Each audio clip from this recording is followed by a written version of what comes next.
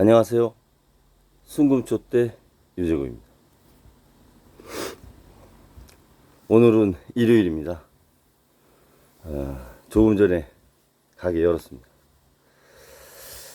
지난 시간에 중국의 증권시장에 대해서 3차 랠리가 되는 거 아니냐. 그런데 그 3차 랠리를 잘 보시고 속지 마라. 어떤 중국 당국의 실질적인 그 약속했던 정책들을 이행을 하는 걸 잘 보시면서 보수적인 투자를 하라, 이런 말씀 드렸고요. 지금 어렵다라는 말이 경제 시장에서 나오는 거죠. 어려워, 힘들어, 전과 같지 않아. 기업들도 그러고 가게도 그러고 또 국민들도, 최종 소비자인 국민들도 어렵다. 이런. 물론 정부도 세수부족인 정부라 어려운 거죠. 경제 주체가 다 어렵습니다. 그러면 왜 어렵냐? 그거를 먼저 원인을 알아야 돼. 것이죠. 이 경제 주체의 가장 밑바탕에 가게가 있죠. 또 가게를 구성하는 각각의 개인이 있습니다. 가족 구성원이. 산업혁명이 영국에서 있었죠. 산업혁명이 대량 생산을 해서 가격을 저렴하게 해서 많은 물자를 공급을 하는 그런 혁명이었습니다. 그러면 많은 물자를 공급하려면 뭐가 필요해요? 유통망이 있어야 돼요. 유통망. 유통이 발달하지 않으면 생산된 제품을 공급을 할 수가 없어요. 그래서 증기기관차가 나온 거 아닙니까? 그리고 자동차, 그리고 비행기가 이제 나타나면서 전 세계의 공급망 확보가 다 되고, 물론 대량의 배, 큰 배들도 이 바다를 통해서 유통을 활성화시킵니다. 그리고 1990년대 후반, 2000년대 초 정보화 시대가 열리죠. 그러면서 전자상거래가 활성화됩니다. 흔히 얘기하는 인터넷 시장. 지금은 이제 플랫폼 기업이 됐죠. 그래서 오늘 주문하면 내일 새벽에 갖다 줘요. 로켓 배송이라고. 유통망이 굉장히 이제 발달한 거죠. 물론 유통망이 발달한 거에 대한 대가는 있었어요. 물류 비용을 부담해야 된다는 거. 그거는 뭐 물론 수반이 되는 거죠. 그런데 유통망은 많이 발전했습니다. 여러 분야에서. 근데 저번에 제가 지금 인터넷 한지 동영상 유튜브 한지 2달 반 됐는데요. 작년에 페이스북에도 쓰고 처음 시작할 때 제가 이렇게 잠깐 언급한 동영상이 있는데, 시장이 수요를 창출하지 못하는 경제가 됐어요. 그 말이 무슨 말이냐? 공급이 유통을 따라가지 못하는 상황이 된 거죠. 지금 어렵다는 것은 돈이 안 돈다는 거거든요. 돈이 안 돈다는 것은 재화와 용역을 생산하는 생산 주체인 기업이 시장에서 요구하는, 또는 시장이 요구하지 않아도 구매력을 갖게 하는 제품을 출시를 못하고 있다는 거죠. 확대된 유통망만큼.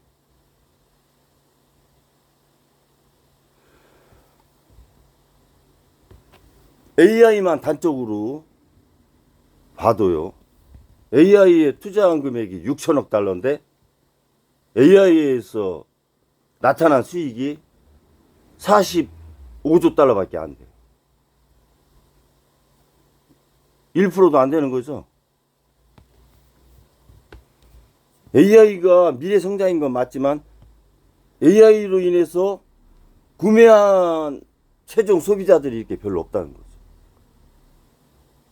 저만 해도 AI를 가지고 제가 뭐 하는 게 없어요. 사는 것도 없고 아직은.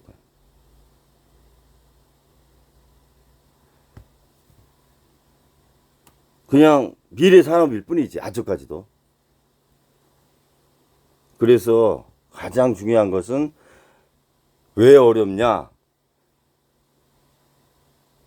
유통은 급속도로 발전을 했는데 그 유통이 발전하는 것만큼 공급자가 신제품을 생산해내지 못하고 있다. 저는 그렇게 규정 짓습니다. 과거에 그 프리드만의 뭐 보이지 않는 손 그런 것들은 고정경제학 조건이 다 있어요. 완전 경제 시장이라고 하는 전제하에 경제학은 항상 이 가정이 있는 겁니다. 그리고 뭐 케인즈의 유효 수요론도 그리고 슈페터의 혁신 이런 것들이 지금은 지금의 어떤 경제 상황을 설명을 하지 못한다.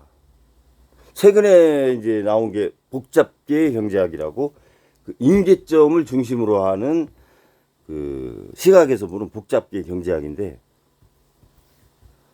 제가 볼 때는 이 AI 시대와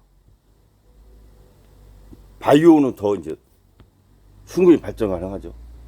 그런 것들을 해석하고 또 인구가 감소하기 때문에 인구가 경제에 미치는 영향이 아주 큰 변수로 작용을 했어요. 그래서 인구 경제학. 그러니까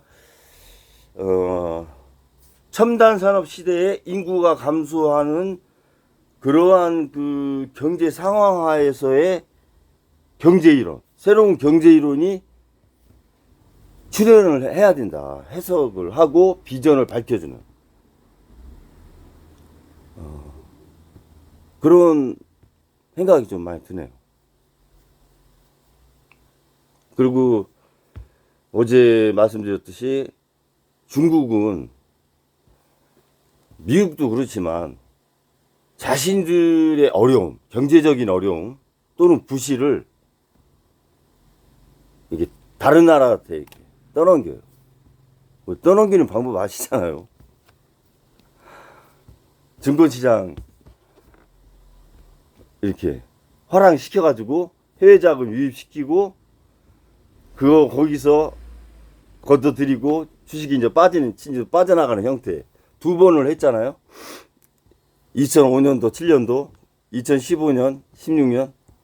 요번에 또 10년 만에 또 하려고 하는데 사람들이 이렇게 이제 세 번째는 안 속는다 이렇게 보면서 주시하는 거고 또 본인들이 얘기했던 2조 위안을 이렇게 투자하겠다고 한 것을 10%만 이제 2천억 위안만 일단 발표를 했기 때문에 이렇게 지금은 떨어진 상황이죠. 상하이 지수가 지금 3,500, 3,700 정도 되나요? 하여튼 고선으로 이렇게 돼 있는데 요번에는 좀 쉽지 않을 수 있어요. 두 번을 속였기 때문에. 지금 중국은 지방 정부는 거의 부도 사태인 상황이죠. 다 적자. 중국의 중앙 정부는 괜찮아요. 지방 정부가 아주 부실한 상황이죠. 그래서 우리나라 기업이나 개인들도 이 중국의 투자를 조심하셔야 되고, 북경 자체도 뭐 지방정부가 적자인데요. 그래서 이 부동산 거품을 11조 위안이라고 하는 이 부실을 이렇게 떨고 나가는 과정이에요. 그게 1920년도부터 시작이 된 거예요. 서서히 떨궈져 나가는 거죠. 헝다도 그런 과정에서 있는 거고요. 헝다그룹. 2013년도부터 중국이 2010년도에 10%대 성장해서 13년도부터 이렇게 경제 성장률이 하향을 타는 거죠, 지금. 10년째 하향을 타는데 15년도에 한번 정부가 손을 대서 경기 부양으로 한번 탈출했고, 17년, 뭐 18년 이렇게 해서 부동산 위기를 모면했는데, 이렇게 가다간 안 되겠다 해서 20년도에 레리비. 일단 내버려 둬보자. 그래서 헝다 문제 나타나고, 대신 경착륙은 하지 않게 연착륙을 유도를 하지만 너무 그 부동산을 과열해놨기 때문에 SOC 산업에 너무 투자를 해놔서 10년을 땡겨서 해놨기 때문에 연착륙에 조금 문제가 지금 발생하는 거죠. 자, 그래서 지금 세 번째, 중국이 외국 자본을 가지고 자신들의 부실을 해결하려고 하고 있다. 거기에 속지 말자. 이런 말씀 드리고요. 그런데 어려운데 세계 경제는, 미국은 뭐 2% 성장했다. 작년에 저희 나라 1.4% 성장했는데요. 올해는 뭐 2.6에서 2.5. 제가 볼 때는 조금 더 내려올 것 같은데, 조금씩 성장을 그래도 했단 말이죠. 금리를 올려서 돈을 이렇게 코로나 때 풀었던 걸 다 걷었는데, 전 세계가. 그런데 이렇게 약간의 주식시장도 조금씩 올랐고, 일본 같은 경우는 30년 주가지수 3,800을 이렇게 전고점을 30년 만에 돌파도 했고, 미국은 나홀로 주가가 올랐고, 유럽도 어려움에도 불구하고 이렇게 주가가 괜찮았습니다. 우리나라가 좀 힘들었지. 그러면 왜 그나마 조금씩 성장했고 주식이 올랐냐? 그 원인을 좀 생각을 해봐야 돼요. 제가 생각할 때는 두 가지로 이제 생각이 들거든요. 첫 번째는 미국 경제 GDP가 2020년도에 20조 달러였어요. 근데 23년도에 27조 달러가 돼요. 그러니까 7조 달러가 GDP가 증가한 거죠. 우리나라가 1조 3천억 달러니까 25배 돼요, 미국이. 근데 미국의 부채는 10조 달러가 증가했어요. 2020년부터 2023년까지.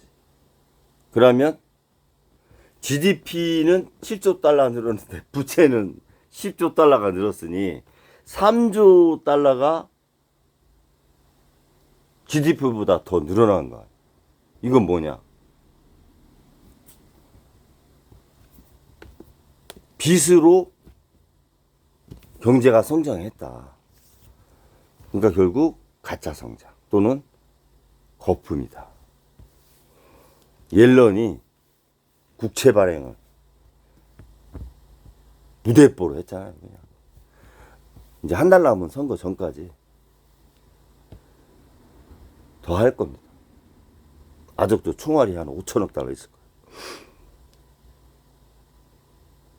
연방준비원회 그 패드가 발행은 담보를 가지고 금이나 회사채, 어음 이런 담보를 가지고 국채 발행을 해요.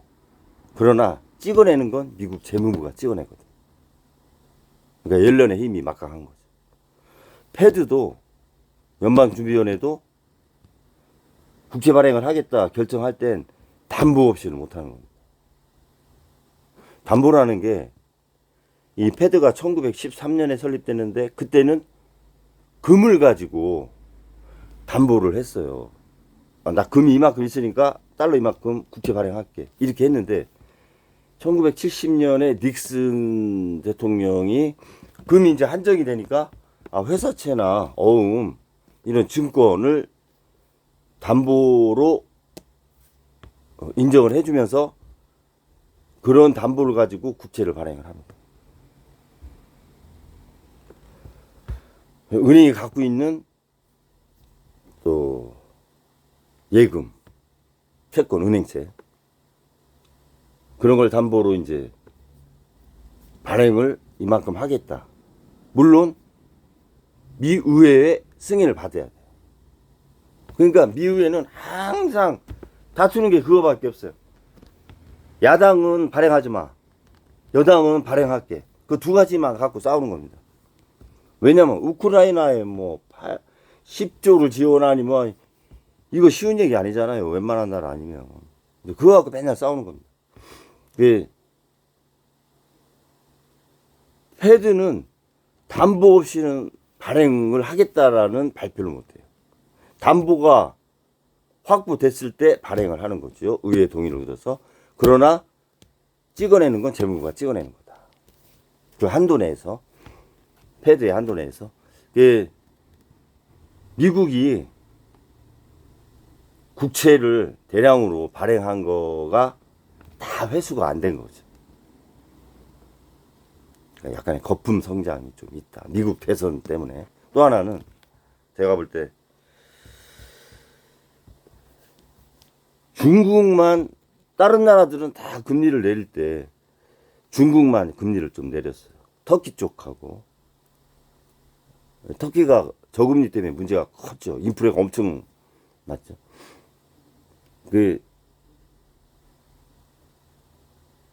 중국이 금리를 서서히 내린 것은 이제 부동산 시장하고 전체 이제 안정화 차원도 있었겠지만 금리를 이렇게 좀 낮춰가는 경기 부양을 위해서 너무 지속적으로 경제 성장량이 떨어지니까 금리를 조금씩 낮춰 왔는데 중국이 그만큼 위안화의 영향력이 커졌다고 봐야죠. 다른 나라들이 이게 돈을 걷어들였는데 화폐가 물가가 이렇게 오르는 상황. 그것은 누군가는 돈을 풀었기 때문에 금리를 그렇게 내렸는데도 금리가 이렇게 막 오랜 기간에 걸쳐서 잡혔잖아요. 결국은 금리를 내린 중국이 그 위안화의 위상이 옛날하고는 이제 달라졌다. 이렇게 좀 봐야 될 것 같아요. 엔화하고 이제 대등한 정도의 영향력을 가졌다. 저는 좀 이렇게 보고요. 2014년도에 중국이 홍콩을 통해서 상하이 증시에 투자할 수 있게 창구를 열죠. 그래서 2015년에 2차 랠리가 있었던 겁니다. 이제 우크라이나 전쟁 나면서 중국이 브라질, 인도, 중국, 러시아, 브릭스죠. 그리고 북한 요런 나라들하고 위안화 결제를 시도를 해요. 그러니까 위안화의 영향력이 좀 끼치는 것도 있다. 제가 볼 때. 달러에 기축통화인 달러에 위협을 가할 정도는 아니지만 조금씩 견제를 하는 화폐로서의 위상이 조금 보인다. 그런 부분으로 인해서 이 양적 완화를 했던 부분이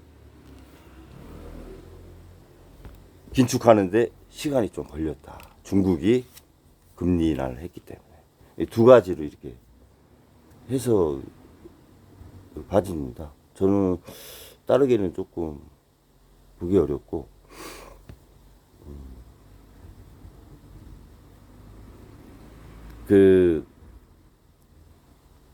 아까 말씀드렸듯이, 이제 세계 경제가 패러다임이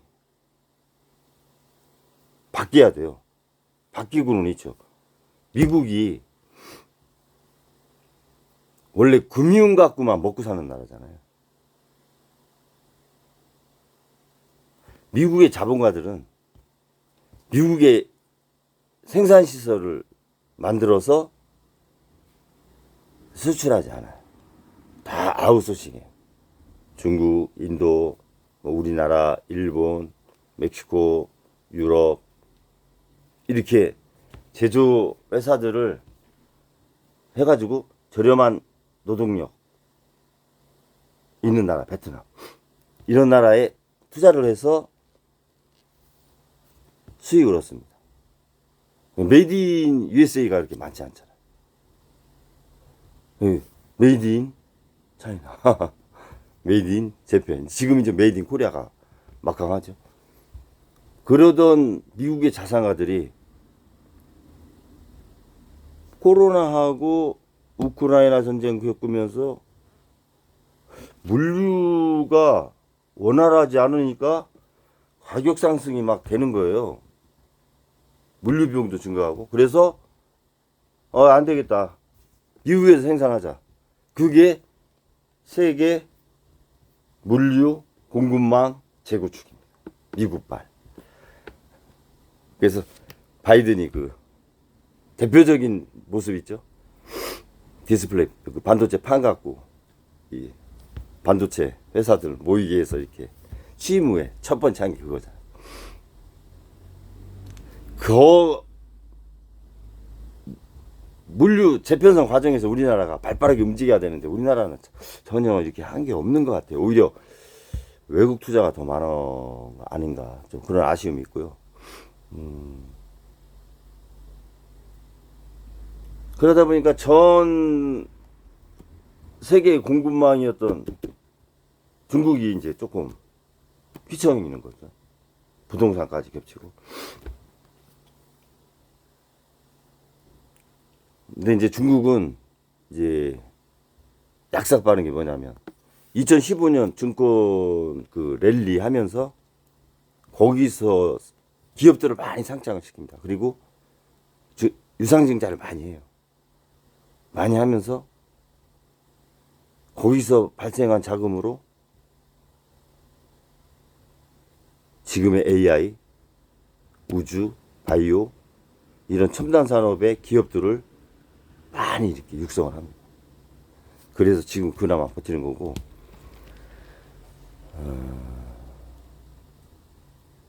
중국은 지금은 지방정부는 예산의 50%, 많은 곳은 90%까지 원리금 갚는 데 쓰는 거예요. 나머지 50%나 10% 갖고 재정을 운영하다 보니까 공무원 월급도 못 주는 데도 많아요. 중국은 세금이 없잖아. 대신 무슨 비용, 무슨 비용, 이런 게 많죠. 비용. 이제 마지막 남은 중앙정부의 힘, 그거만 있는 거예요.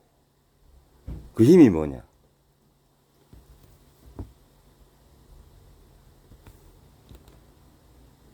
미국은 가계부채가 GDP의 30% 정도 돼요.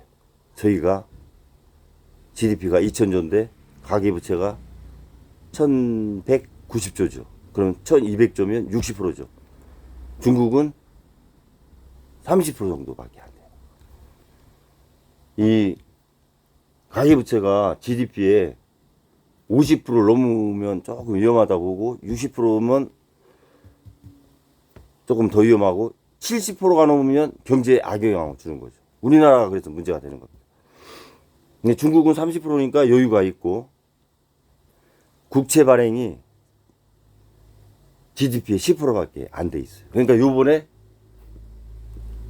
2조 위안 380조를 우리나라 돈으로 발행을 해도 괜찮다고 이제 판단을 하는 건데, 사실 지금 위안화가 우리나라로 따지면 187, 190 정도 되는 거죠. 190위안. 그러면 위안화 가치가 떨어질 거예요. 그거를 생각하고 하는 겁니다.